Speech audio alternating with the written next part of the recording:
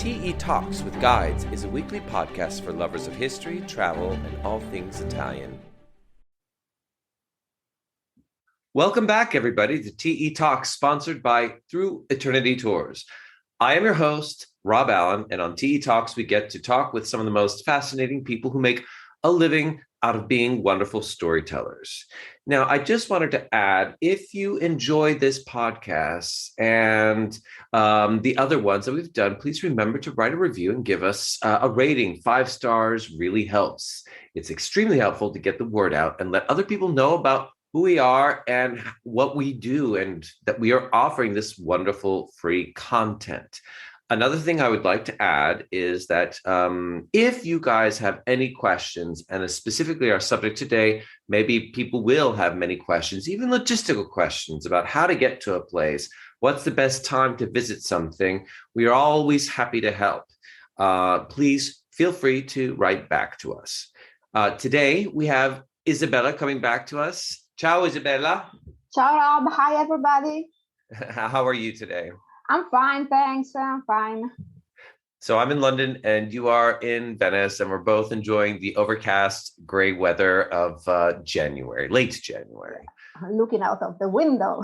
Yeah, exactly. But at least the days are a little bit longer, and I think we're all looking forward to a nice spring to be happening. Now, everybody, today we're going to be talking about a lovely subject because we have our TE Destination Series 2 coming out, and our second video will be coming out tomorrow. It's going to be about the Venetian islands, or let's just say the islands in the lagoon. And thank you so much, Isabella, who is a guide and resident of Venice, to join us in our conversations today. So our subjects will be Murano, Burano, and Torcello. Correct. I kind of refer to them in the videos as separate islands, but literally, I mean, what they are mini, tiny islands that are all kind of connected to these like little conglomerates. So, Isabella, let's just start out by saying a little bit about the lagoon and these islands and stuff. Tell us something that you find interesting about this aspect of living in Venice, and then do you get to go out to these islands often or not? Yeah, you know what we normally say, that the picture is worth 1,000 words. Yes. So you will enjoy the video much better probably than my words, especially now that we can use the drones that give wonderful views from above. And I guess that that's very important when dealing with the large environment, a large area like lagoon. Okay. Yeah. Because, of course, from a boat, you don't have the same perspective. Sure. Okay? But I have to say that when we go to the islands, and when we mean Murano, Torcello, we call those islands. Let's go to the islands, even though there are more than this, okay, in the Venetian lagoon. But those are the main ones, the most typical and picturesque, actually, places. And when we go to these islands that are located in the northern part of the lagoon, you really have the idea of a lagoon. Because when you are in Venice, you see water. That could be also a lake, let's say. Okay, you don't see borders. And instead, when you go north, you see more of the idea, a little bit of brackish water, marshy land if you want, okay? Sure. Because a lagoon is really a mix, it's a hybrid, a special environment that formed 1,000 and 1,000 years ago, but many counter forces.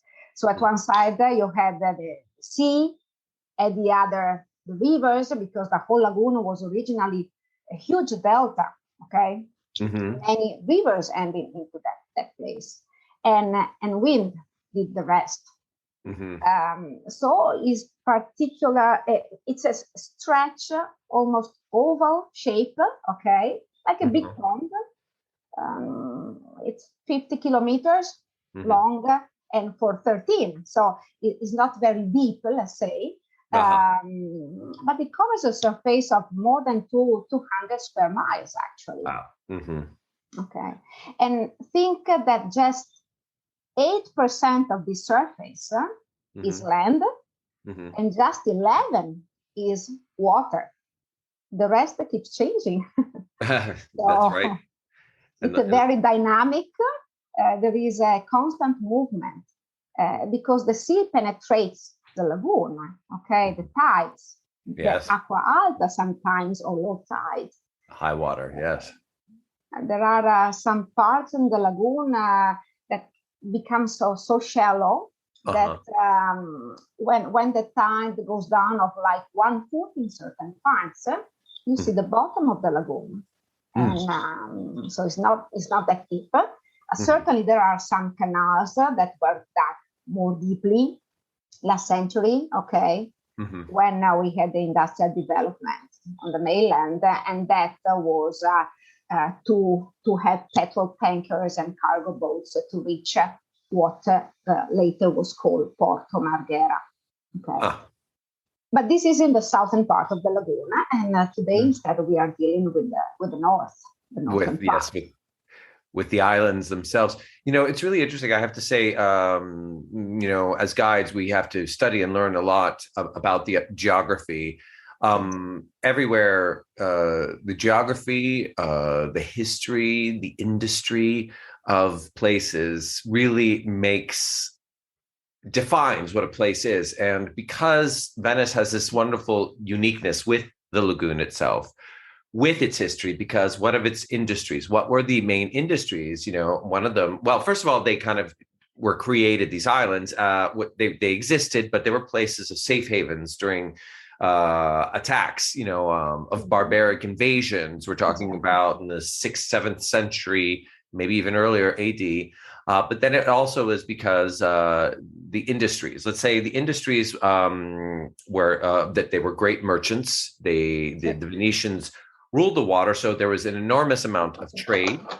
That there was glass became a very, very important industry, because imagine that the Venetians then created the glass and then could transport it because they controlled the waters. And then other industries like the lace making, or even before that, salt, which was very, very important. Yeah. So, I just wanted to touch on that, because then you have these mixtures of cultures. Like we talk about Venice and how I love St. Mark's because it's connected to Constantinople and many other areas, or Cyprus or whatever. The architecture is just so unique and creative in itself.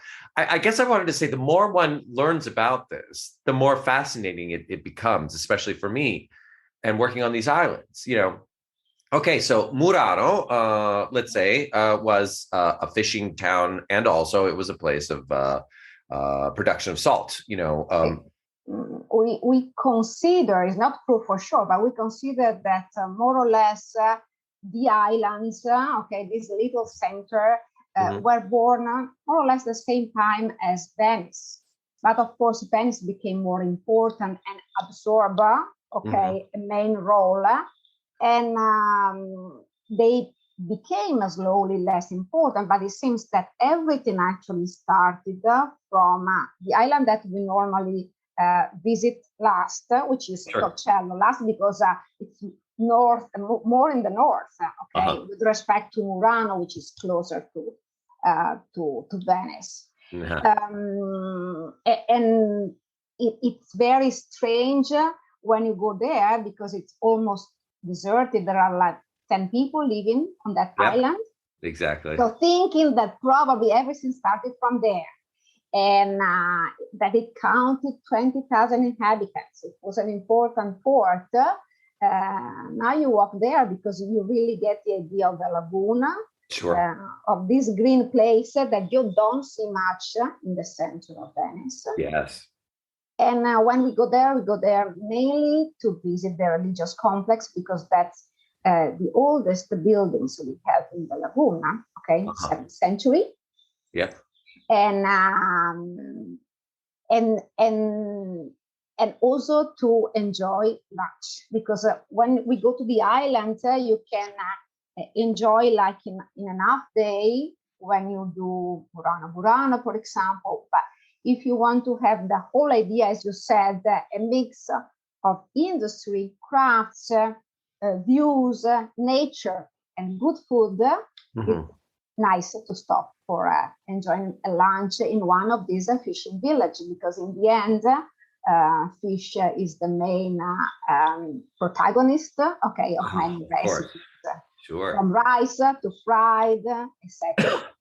So going back to Murano, first of all, they again think that Murano, Burano, and also Torcello, the names of these islands are connected somehow to the old town of Altino, which is now an archaeological site, like Torricellum, Boreana, because it was one of the gates of Altino, the one north, right in the path of this strong wind called Bora, that blows in Trieste and comes also to Venice. It's very cold, but it's not for sure. Anyway, Murano is, we call the island of glass, because as late as the end of 1200, the Senato, so the Republic decided, the government decided to move all glass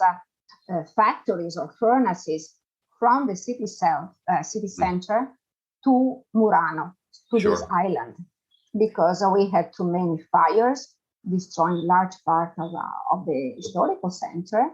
And, the area had turned so smoky, polluted, because they used wood, to keep the ovens on, day and night for the production of glass.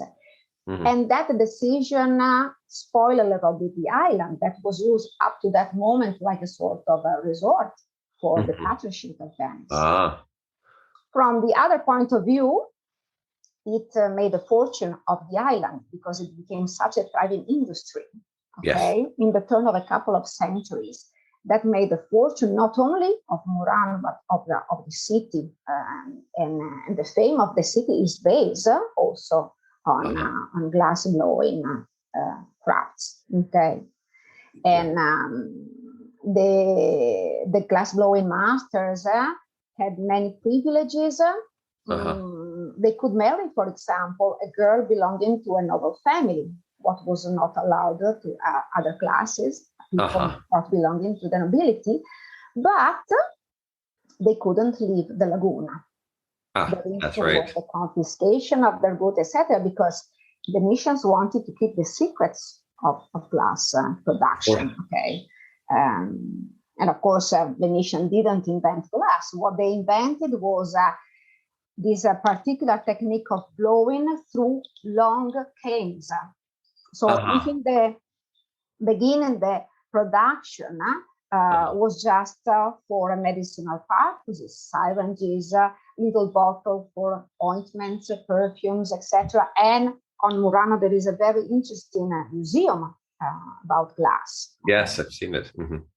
They started then producing artistic pieces, from mirrors to vases, goblets, and chandeliers. That is probably because what Muranese masters invented were glass chandeliers. Before this, people used torches, and candles, nothing hanging from the ceiling. So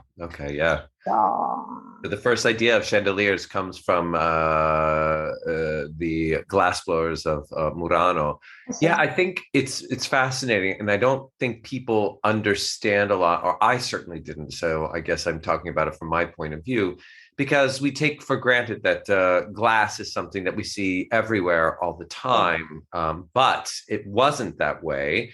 That they also mastered this technique with blowing glass so they could create sculptures of glass that were unique in the world. I believe I had also read that, they created really the clear glass or sometimes enameled glass and glass with gold filigree with inside it. So, and mirrors and, mirrors before, like I know that mirrors in ancient Rome, they had things with metal with reflective quality, but it was that you were looking into a blurry image of oneself. But the Venetians created this glass with the use of mercury in it. That is the mirrors that we have today. So when you go to Versailles, right, and you see these beautiful hall of mirrors, we kind of say, what's the big deal? But everyone at that time knew that they got that glass, those mirrors from the Venetians, and that they had to pay an enormous amount of money for these things. Yeah. That's right. So you were saying that the glass makers were very powerful. They had a lot of privileges, but they were not allowed to leave the lagoon because they had to be very, as you say in Italian, gelosi of these secrets. They had to be very protective because they understood once the word got out that then they would no longer have that. In fact, that's eventually what did happen, is that people did find out the techniques and the secrets. But I mean, it's like even today, if people understood how certain techniques of building things, or how people are willing to pay, probably like the Tesla car that, is powered on electricity, but do we necessarily know the mechanics of it, how it was created? Right now, people pay an enormous amount of money for these cars, and it brings a sense of prestige or whatnot. It was like that way for people to have some mirrors, like the wealthy, to get a hall of mirrors because status symbol. We would say, that's right, a status symbol, like Galleria Torre Pamphili in Rome has a hall of mirrors, many prestigious families throughout Europe, but it was always the Venetians that had this. They had a monopoly on it, and that was the power that they had, or that the risk that, Venice was made of wood, the furnaces could burn it down. And I didn't even think about the pollution, but so they kind of changed the resort area into this huge industry, which I think kind of underlines the importance. I always felt even that the glass blowers are still unique because one could recognize Murano glass. It's very, very it's iconic. Absolutely. Yeah. Now, especially when from the beginning, since the beginning of last century, you had the collaboration with important artists and designers. So a studio was started behind, because in the beginning it was just the artistry of these men, these glass blowing masters.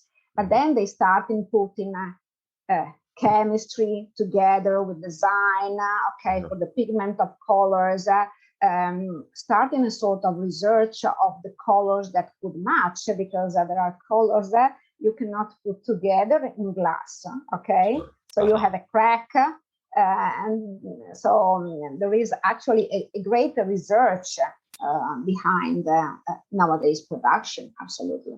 Sure. I mean, that is also the reason why, because they're unique pieces of art. I don't understand. Also, people kind of have about a sticker shock when it comes to the prices, but because they are still quite unique, important pieces. It is nowadays called artistic glass. So you don't have to think of an industry, but to a studio.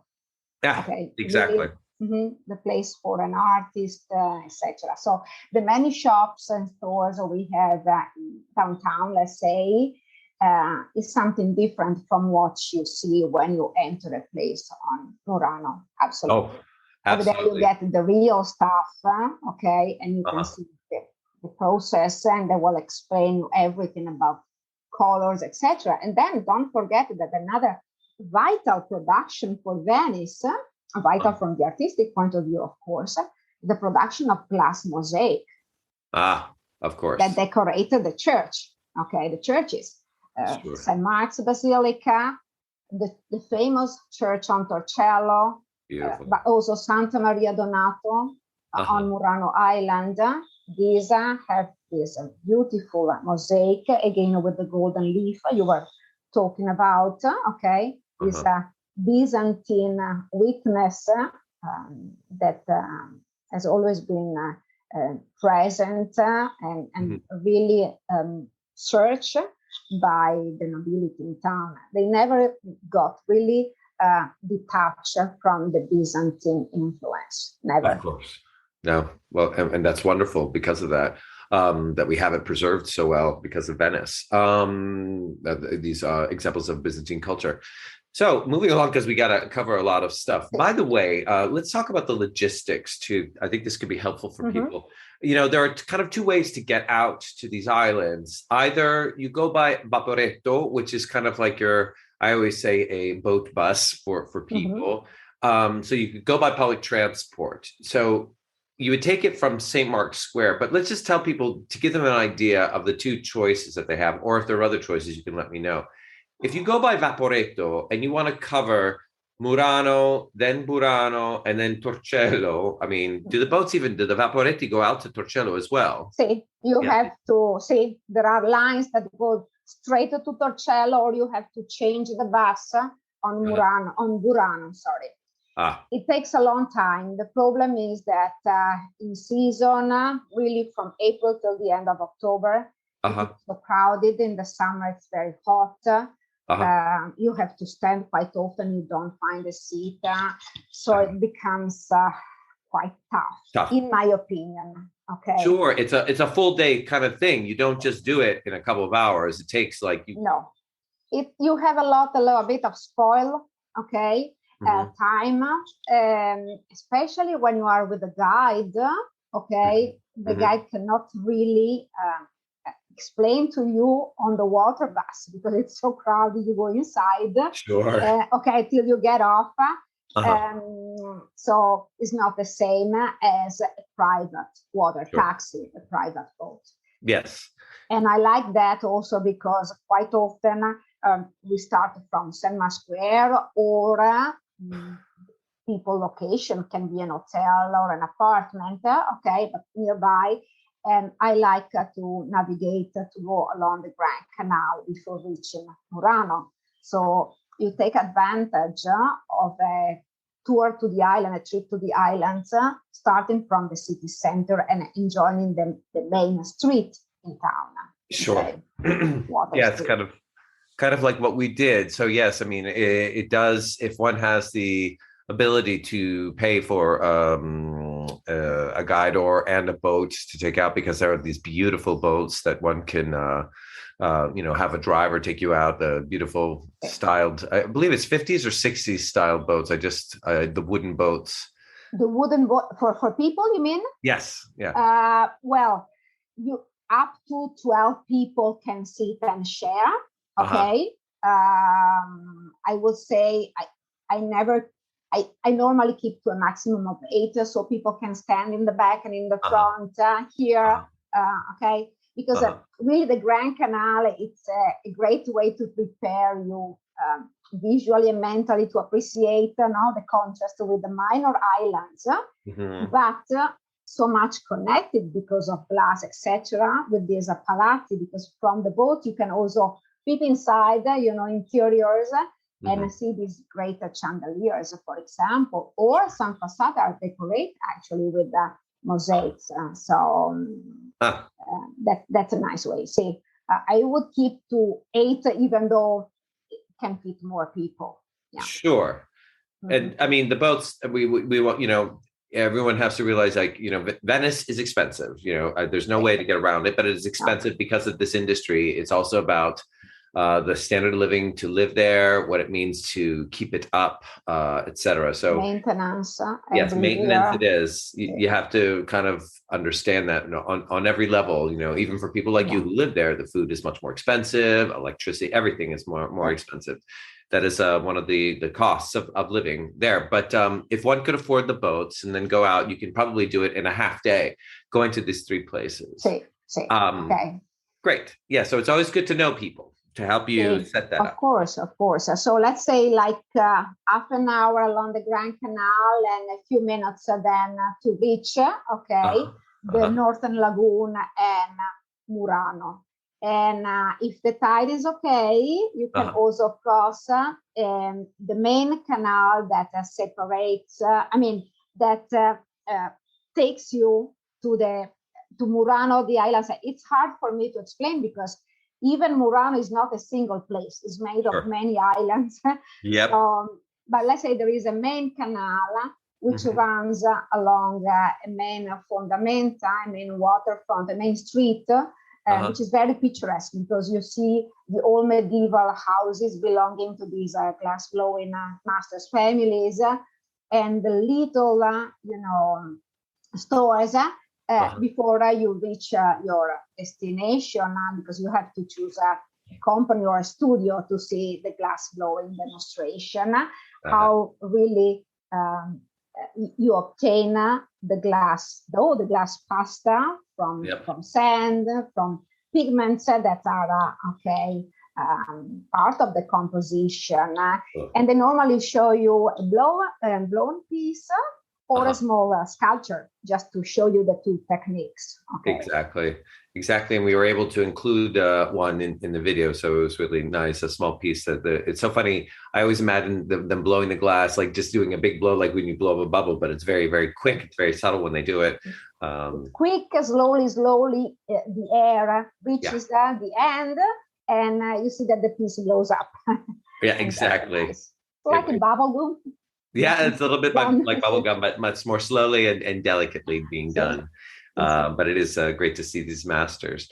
Now, to go on through from there, one goes from Murano to Burano, if you have the time. And Burano, let's just say I talk about it, but I didn't film because I didn't like the shops that much. What I was seeing about the lace. It has a history of lace making. I had read it was about from Cyprus, I guess they had learned some techniques. I mean, and it became famous for this industry of lace making in Burano. Allora, let's say Burano, first of all, is the most charming of the three places because you get a great visual impact when you approach it. You have these houses now painted in this lively color. Yes. And it was the wives of the fishermen from over there that started this tradition. Okay. It's a very special kind of lace because they use just a needle, a needle and a thread, cotton. So it's we call point on air because it's almost suspended. So they follow a pattern, a sketch on a piece of paper, but actually their piece is all work on air. So it's extremely thin, like a veil. It's hard for the eyes, for the shoulder, because they have to remain sitting many hours for a piece. Wow. So nowadays, they do small pieces, to insert in bigger tablecloth, for example, or just under commission, because it is extremely expensive.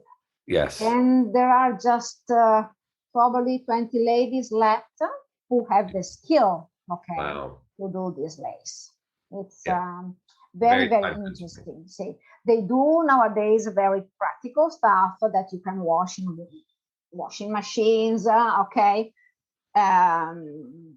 it's beautiful because you have also here a combination of colors and techniques, and they say probably the origin of this precious lace comes from a legend.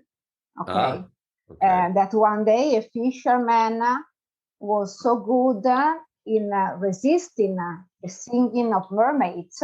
He went out at sea, of course, for fishing activities, that the queen of the mermaids gave him a gift, for his fiancée, which was a sort of a veil or a crown, because they were going to get married soon.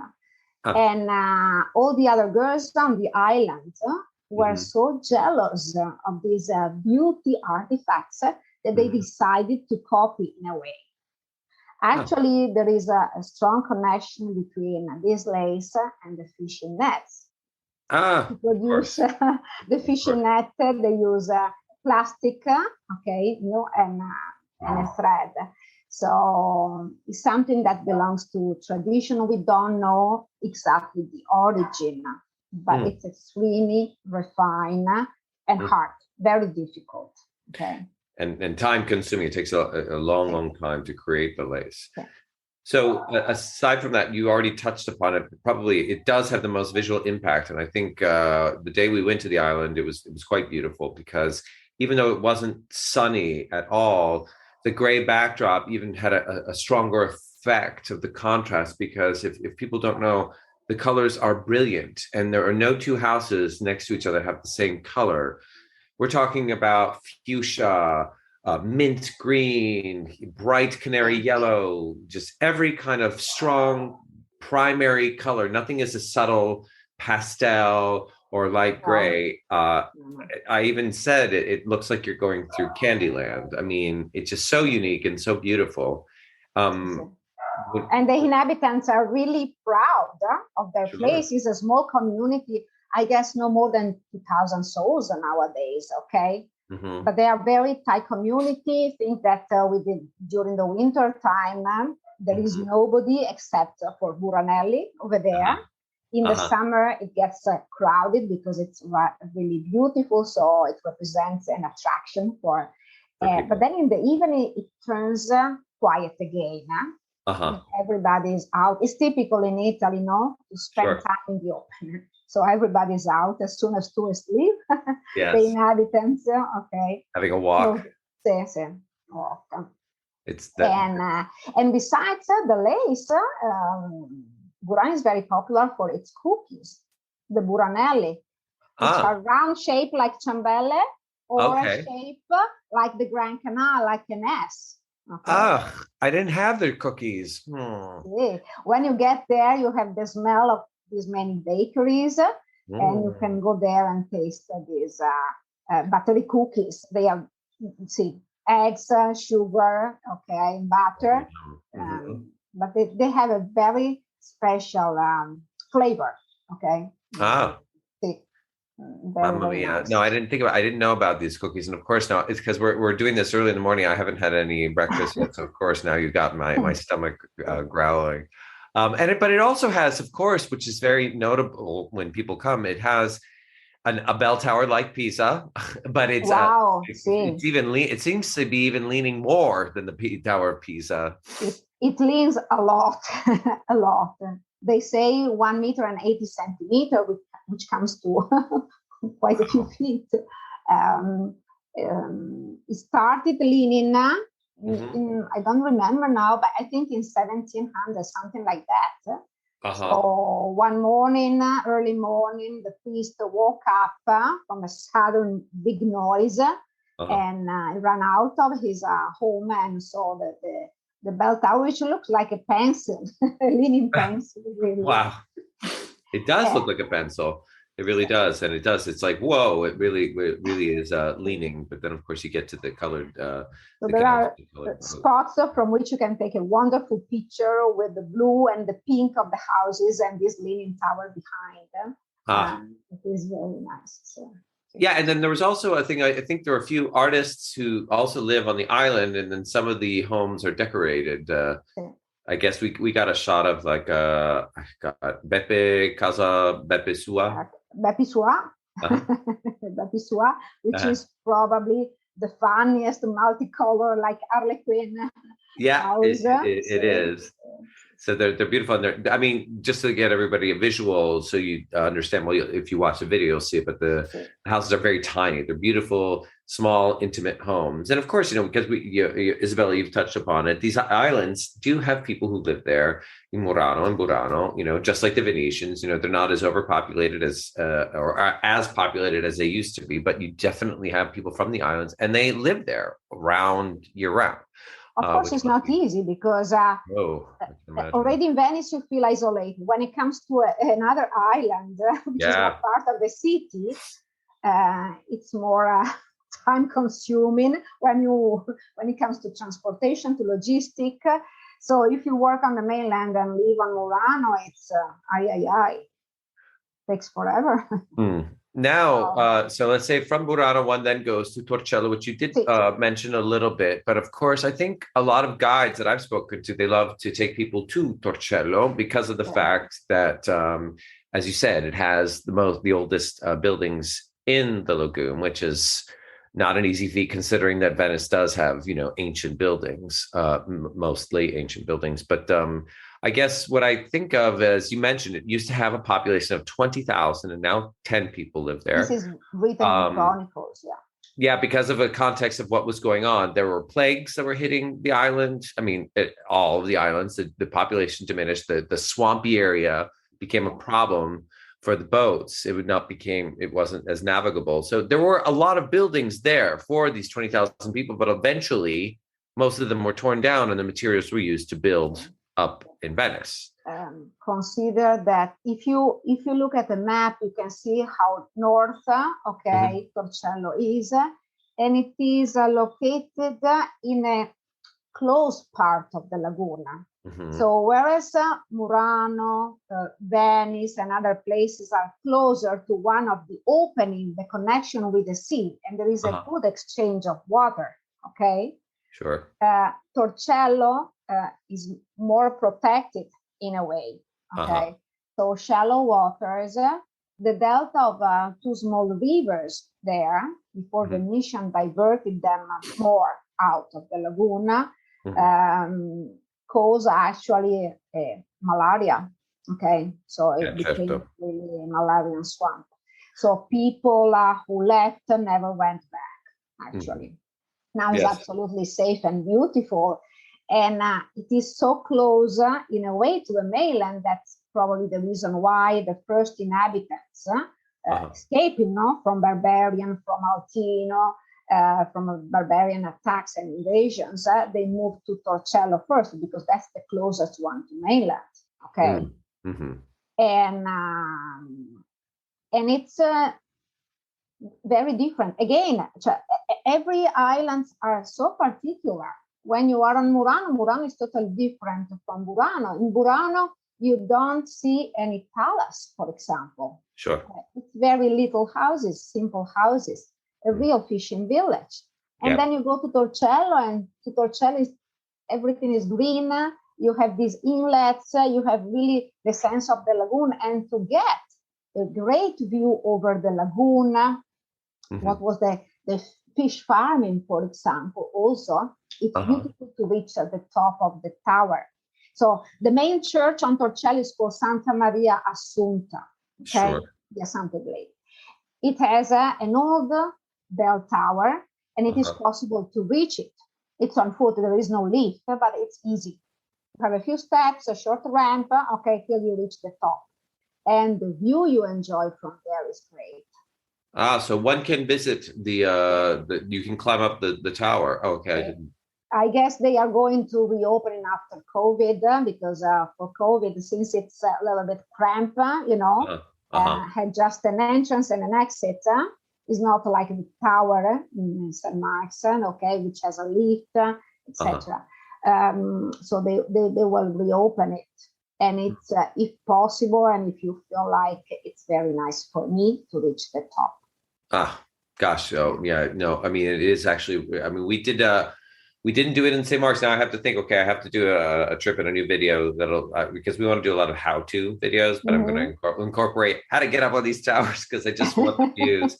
We did get up on the tower at Florence, the Tower of Giotto, which is really, really wonderful. So it does make a difference. It is worthwhile to get up there if you're not too scared of heights.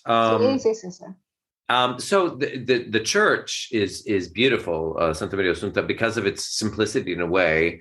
It just really has those magnificent mosaics on the controfacciata, the back behind the facade, which is the main one to look at, or in the apse. Could you tell us a little bit about what makes these mosaics so special? Of course. It's a very, as you said, a simple basilica. And what is very nice also is to look up at the roof, because both on Santa Maria and Donato and over there, you have it is very similar to the hull of a boat, to the keel of a boat. Very simple, just wood, the roof. Okay.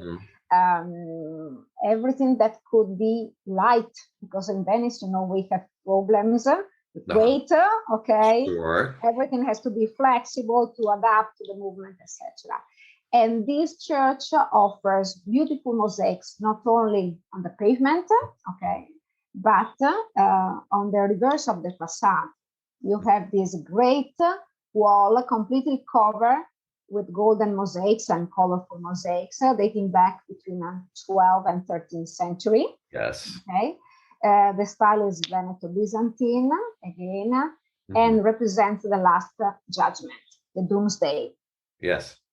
And it's quite strong. So it is said that probably Giotto, before he frescoed the Scrovegni Chapel in Padua, went to Torcello, had a look at this, because at the bottom of this huge mosaic on Torcello, you have a representation of the hell, the terrible end of people who didn't behave well. The proud, the gluttons, the envious, the lazy ones. Yeah. The 7 deadly sins. Black background. So it's a terrifying, scaring people living out, after attending mass. And they look at that, at those mosaics, and they could have a great view of what was going to happen if they behave in a bad way. Wow. So these mosaics are probably about 100 or 200 years old by the time that Giotto, which is late 1200s, early 1300s, goes and takes a look at them. That's very interesting for me to think about because, we traveled all over Italy. And of course, from Venice, we're going to be doing a series of videos with Padua as well. And then we're going to be doing in Tuscany, in San Gimignano. You constantly see these very, very, very strong, violent images of the devil, of going down into hell, and the 7 deadly sins. And if you do check out the video and you look close, you'll see it. It's at the bottom right-hand side in the Last Judgment, where you can see the people being condemned to hell. I remember that specifically in there. Now, of course, since Torcello has this very, very different effect, and was lovely because it got to be very raining a lot there, but it doesn't make a difference because you see these ideas that of the buildings that are left, some of them are a little bit in ruin or ancient areas that have been unearthed that are near the church. I remember that. Then there are a couple other things just to wrap up our conversation because we can't avoid it. Let's just talk about, there is a lovely bridge all by itself covering the main canal of Torcello, and it's got this name, Ponte del Diavolo. There's a legend connected to that. I can't seem to remember. Could you tell me a little bit about that legend? There is a legend of the devil that shows up every year, the 24th of December. So the night before Christmas. Okay. In the shape of a black cat. Because of an agreement that a spinster, a witch, made with the devil. But this witch was murdered before she could take to the devil what she had promised. I'm not going to reveal more details. Okay. And this devil show up on time, but waiting for this witch with the souls she had promised to him in exchange of another thing. And still goes there because she never shows up. So every year from the first half of 1800, we were under Austrian occupation at that time. And so it's a love story. Okay. In a good way for somebody, in a bad way for the devil. That's interesting. Okay, well, I'll try to mention that in the video because it's a very old bridge. Okay, and we have just 2 bridges left from ancient time when they were all without protection and parapets. One is in Venice called Ponte Chiodo. Yes. In Cannareggio district, and another one is this one on Torcello.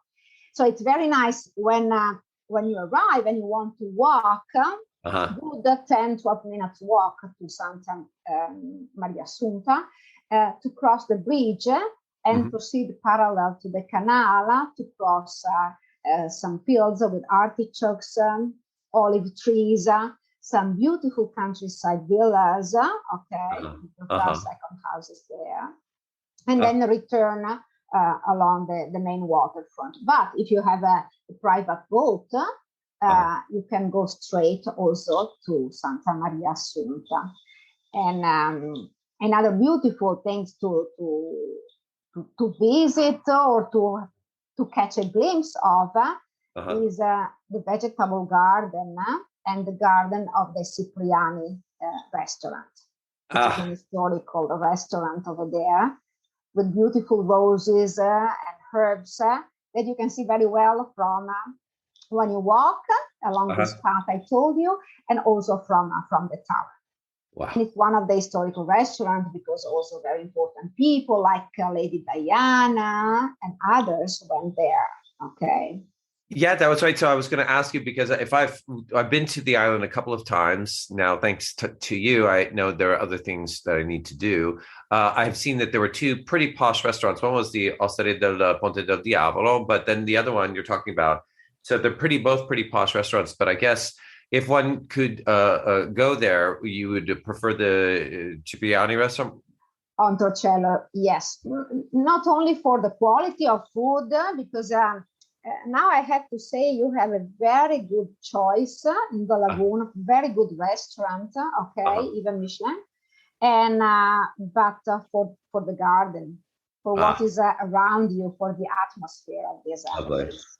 Okay. And there is a fourth island where I like to go, okay, which is connected to Burano by a wooden bridge, and it's called Mazzorbo. Over there you have the famous Venice, which is another restaurant besides others. Okay. And above all, you have the vineyard, one of the few vineyards left in the lagoon. So to walk across this vegetable garden also, it's very nice, because again, you have another view, another perspective, and it seems when you are there, you are in the countryside, not inside the lagoon. So that's nice too. Well, thank you so much, Isabella, because this is quite wonderful for you to share with us all of these lovely stories and details. And for anyone who's listening, of course, if one is working on a budget, you can go to these islands on your own, taking a vaporetto, and searching them out, but I do think even just talking to you in the last 40 minutes or so, when we have someone who's special like you, because you also have a lot of skills with knowledge of food. We've done a podcast about the special foods that Venice and wines has to offer. A lot of people love to listen to those. To have someone like you go along with them, to get a special private boat, yes, there is a certain cost that comes with it, but it kind of changes the experience all around.